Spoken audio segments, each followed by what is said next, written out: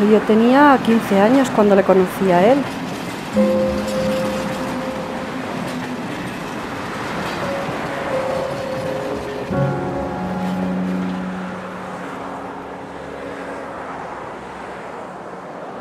O sea, yo ahora mismo el día de mi boda no lo tengo como si lo hubiese vivido, lo tengo como si hubiese sido un sueño.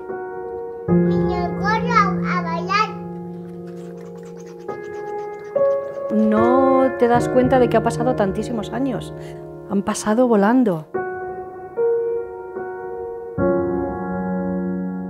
Cumpleaños feliz, cumpleaños feliz, te deseamos todos, cumpleaños feliz. Bien.